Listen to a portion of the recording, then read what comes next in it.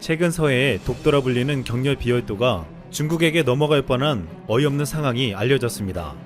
경렬 비열도는 충청남도 태안군 안은항에서 서쪽으로 55km 정도 떨어져 있는 섬입니다.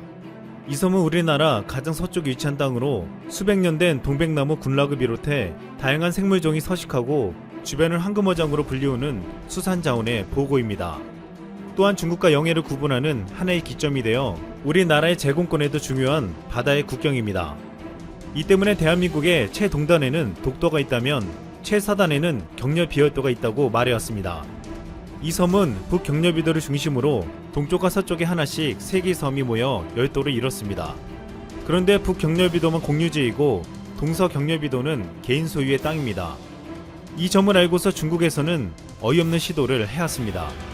중국은 2012년부터 2차례나 조선족 동포를 앞세워 섬을 사들이려고 한 것입니다. 섬주인은 이 섬을 사겠다는 조선족 동포는 중국 측에서 누군가의 승인을 받으려 왕래를 했다고 했고, 섬의 토지는 물론이고 인근 양식장 허가 관련 서류까지 떼어왔다고 했습니다. 이는 섬의 매입은 물론이고 인근 어장과 양식장의 확보까지 노린 시도로 파악되었습니다. 아찔한 것은 이를 매입한 조선족 동포가 중국 정부에 이 섬을 되팔게 되면 대한민국의 영토가 축소되는 상황이었습니다. 다행히도 당시 섬 소유주가 20억 원을 불렀는데 중국 측에서는 비싸다고 16억 원을 제의했다가 결렬되었습니다. 제주도와 같이 큰 섬에서 중국인이 일부 땅을 소유하는 것과는 차원이 다른 것이, 중국과 인접해 있는 섬을 중국인이 소유하면 인근 어장과 군사적 문제 등 굉장히 난감한 상황이 벌어질 수 있었습니다. 이 사건 이후 국토교통부는 경렬 비열도에 대해 외국인 토지 거래 제한 조치를 내렸고, 최근 태안군은 사유지인 동서경렬비도를 정부에서 사들이는 방안을 추진하고 있습니다. 그리고 지난달 17일 해양수산부는 놀라운 발표를 했습니다. 2030 항만 정책 방향 및 추진 전략에 우리나라 중서부 해역 최끝단 도서인 경렬 비열도를 국가관리연안항으로 예비 지정한다고 명시한 것입니다. 국가관리연안항에는 영해 관리를 위해 해경 경비함정이 정박할 수 있는 구두를 설치해야 합니다. 건설 비용이 무려 3천억 원이 들고 무인도의 특성상 경제성이 없다고 판단되었지만 너무나도 중요한 지리적 위치를 가지고 있기에 우리 정부는 항구를 짓기로 결정했습니다. 대부분의 국민들은 독도는 알지만 경렬 비열도를 잘 알지 못했습니다. 그러는 사이 그동안 이곳에서는 엄청난 일들이 벌어지고 있었습니다. 대표적인 것은 중국 어선의 불법 조업이었는데, 불법 조업의 60%가 이곳 해역에서 이뤄진다는 연구 결과가 있을 정도로 이곳에서는 불법 조업과의 전쟁이 벌어지고 긴급 환자가 발생하기도 했습니다. 하지만 그동안 이곳에는 저반 시설이나 병원 등이 갖춰지지 않았기에 이런 충돌이 벌어지면 너무나도 위험했고 제대로 대처하기도 힘들었습니다. 이제 이곳에 국가관리연안항이 건설되면 이런 우려는 한순간에 불식될 것으로 보이고 있습니다. 특히 그동안 경렬비열도 주변에서 조업하는 중국 어선을 단속하고 육지로 앞송하는 과정에서 해경이 장시간 자리를 비워 해상 경계에 공백이 발생하는 문제가 해소될 것으로 보이고 있습니다. 또한 경렬비열도에 대형 함정 부두가 건설돼 중간 피항지로 활용하면 불법 조업 감시와 단속이 한결 수월해질 예정입니다. 또한 연안항이 만들어지면 대한민국의 모든 국민들이 쉽게 관광을 할 수 있어 서해안 관광의 전진기지 역할을 할 수 있을 것으로도 보고 있습니다. 이곳에서 벌어졌던 중국 불법 조업의 잔치는 끝난 것입니다. 오래전부터 중국 어선의 불법 조업은 전 세계적으로 문제가 되고 있으며 특히 우리나라가 가장 큰 피해를 입고 있습니다.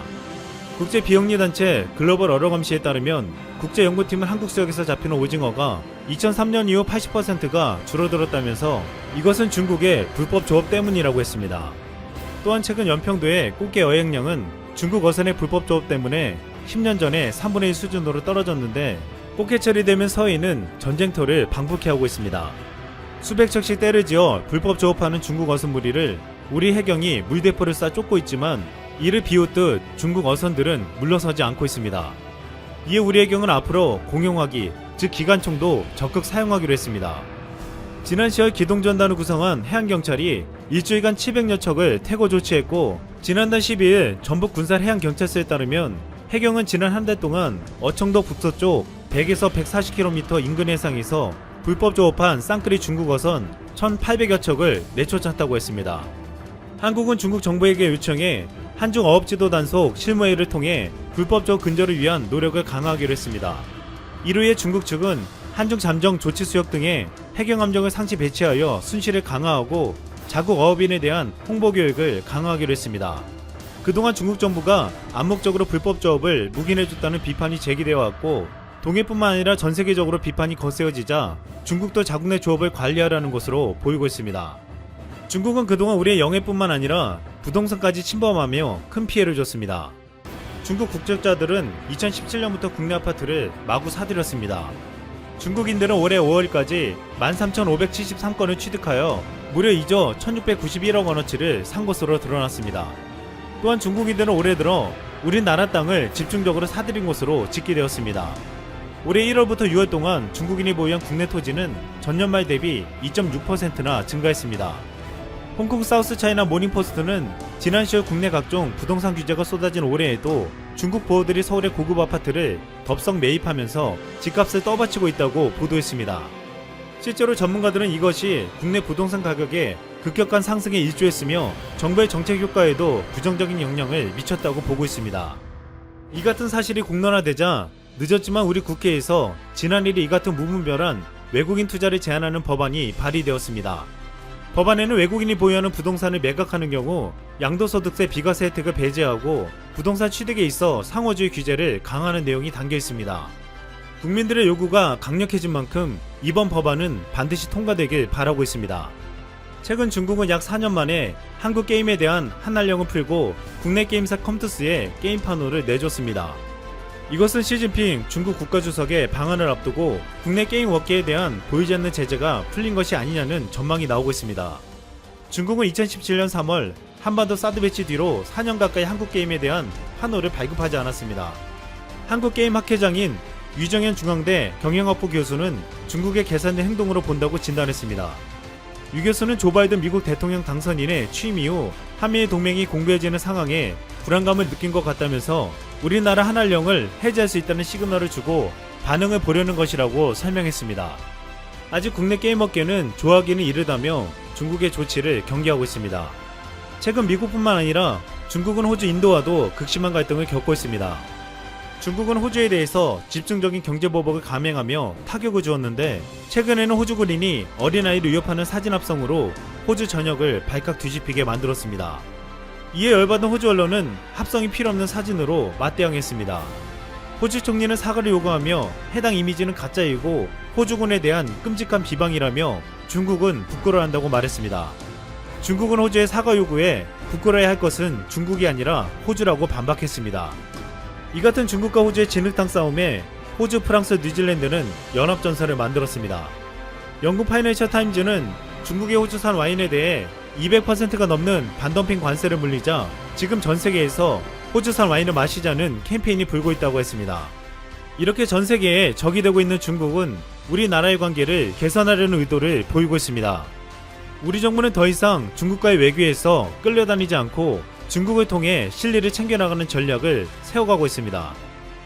이상 쓸망 욕심꾸러기 국가들끼리 아주 지들 거 챙겨 먹겠다며 난리들이 났습니다. 특히나 그 중에서도 최근 단연 돋보이는 야욕을 뽐내는 국가는 바로 중국입니다. 중국은 닥치는 대로 전 세계와 싸울 기세로 보이는 건 다 우리 거야, 추악한 영토 탐욕을 드러내고 있는데요. BTS 사건으로 민족주의 본색을 드러낸 중국은 남중국해와 센카쿠 열도를 놓고 주변국인 베트남, 일본 등 아세안 국가들과 본격적인 대립 행보를 이어가고 있습니다. 성공을 날린 것은 중국입니다. 중국은 최근 온라인 박물관을 개관하고 일본과 분쟁을 벌이는 센카쿠 열도에 대한 영유권 주장 강화에 나섰습니다. 8개 섬으로 이뤄진 센카쿠 열도는 일본이 행정적으로 지배하고 있습니다. 중국은 이에 대해 다오위다오 디지털 박물관을 개설하며 이 열도가 행정적으로 중국의 영토임을 주장하는 사진, 문헌자료, 중국 관영매체 보도 등을 게시했습니다. 이 온라인 박물관은 푸젠사범대 연구팀이 만들었고 중국 국가해양국, 산하, 국가해양정보센터 등이 운영하는데요. 중국 관영매체에서는 이번 박물관 개설이 다오위다오 문제의 핵심 내용을 이해하고 다오위다오가 논쟁의 여지 없는 중국 고유의 영토라는 점을 이해할 수 있다고 했습니다. 중국은 올해 4월 이후 100일 연속으로 센카쿠 열도 인근에 정부 선박을 보냈고 그 중에 11번은 영해에 진입했습니다. 7월에는 중국 정부 선박이 39시간 넘게 센카쿠 해역에 머물기도 했고 당시 관방장관이었던 스가 요시히데 현 일본 총리는 반복적인 중국 선박 활동은 극도로 심각하다고 말했습니다. 중국이 선제 공격을 가한 데 이어 일본 정부에서도 특단의 조치를 내리기 시작했는데요. 산케이 신문에 따르면 일본 정부는 중국과의 영유권 분쟁 지역인 센카쿠 열도의 생태 조사를 앞당겨 올해 실시하기로 방침을 굳혔다고 보도했습니다. 일본 환경성은 멸종 위기종으로 지정된 조류의 번식 실태를 파악하고 2015년 만든 식물 지도를 수정 보완하기 위해 센카쿠 열도 동식물 생태 조사를 실시할 예정인데요. 식물 군락의 분포를 보여주는 식물 지도는 통상 10년에서 20년 주기로 보완하지만 이번에 시기를 상당히 앞당겨 조사에 나서는 셈입니다. 산케이 신문은 일본 정부가 영해로 규정한 센카쿠 열도 인근 수역에 최근 중국 선박의 진입이 잦아져 갈등이 생기자 일본이 센카쿠 열도를 시류 지배하고 있다는 점을 부각하기 위해 서둘러 조사에 나서려는 것으로 보인다고 전했습니다. 이뿐만이 아닙니다. 일본은 이 지역의 감시를 위해 미국 드론 실험도 계획하고 있는데요. 일본 국영방송 NHK는 목표물을 실시간으로 탐지하고 전송하는 드론의 능력 및 운항 안전을 시험하기 위해 미국산 드론을 도입했다고 밝혔습니다. 정부와 해경이 드론을 어디에 배치할지 구체적으로 밝히지 않았지만 중국과의 긴장이 고조되는 만큼 오키나와 기지에 배치한다고 봐도 무방하다는 입장입니다. 시험 비행이 성공할 경우 일본 해양경비대 33대의 항공기와 고정익 항공기 33대, 헬리콥터 52대가 수색 구조와 해상 감시 등 작전에 함께 투입될 계획입니다. 현재 일본 해양경비대는 이시가키 섬을 진지로 두고 있습니다. 이곳은 중국과 분쟁 중인 센카쿠 열도로부터 170km 떨어져 있습니다. 일본 정부의 이 같은 결정 또한 최근 들어 급증한 중국 선박의 영해 접근에 따른 것입니다. 해당 드론은 미군 리퍼 무인 항공기에서 변형된 것으로 날개가 24m에 달합니다. 최대 40시간을 비행할 수 있으며 해상 15,000m 높이까지 상승이 가능합니다. 여기에 적외선 카메라와 비디오 센서 장비 등이 장착돼 있어 실시간으로 수상 선박을 식별할 수 있습니다. 일본 정부는 또한 중국이 자국 영토라고 주장하는 센카쿠 열도 관련 온라인 박물관을 개설한 것에 대해 삭제하라며 강하게 반발했습니다. 가토 가스노부 관방장관은 기자회견에서 센카쿠 열도는 역사적으로도 국제법상으로도 우리나라의 고유 영토로 현재 유효 지배하고 있다.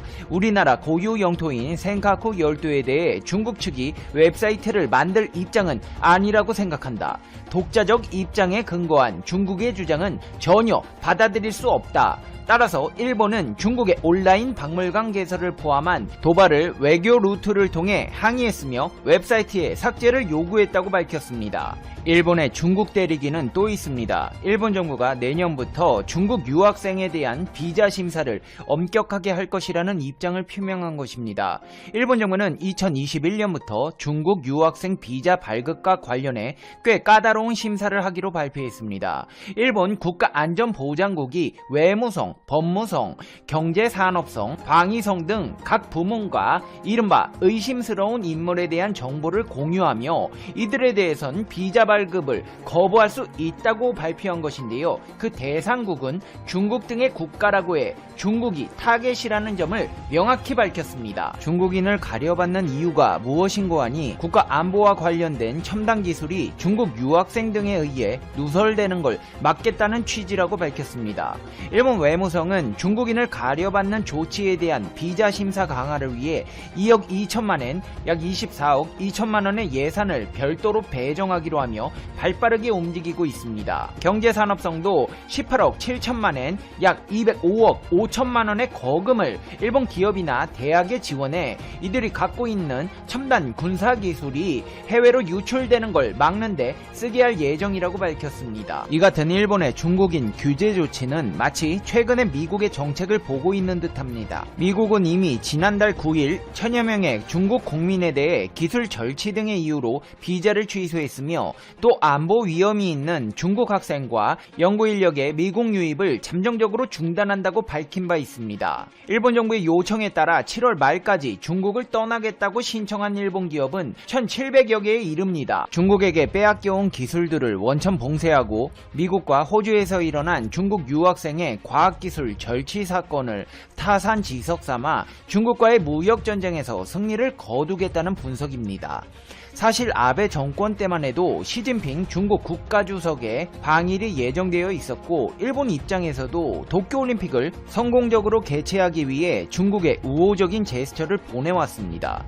그러나 신종 코로나 바이러스 감염증 사태로 시진핑 주석의 방일이 기약 없이 미뤄지고 올림픽 또한 연기되면서 중일 관계는 중국의 눈치를 볼 필요가 없다고 판단한 일본이 미국을 따라 중국 때리기에 동참하는 행보가 가열되고 있습니다. 중국과 영해를 두고 갈등을 겪는 지역은 센카쿠뿐만이 아닙니다. 남중국해도 마찬가지인데요. 미국과 중국은 이 지역의 확보를 위해 필리핀을 우군으로 확보하고자 공을 들이고 있습니다. 사우스 차이나 모닝포스트에 따르면 미국이 자금을 지원한 동물질병연구소가 필리핀 수도 마닐라에 문을 열었고 필리핀 미국 대사는 필리핀의 신종 코로나 바이러스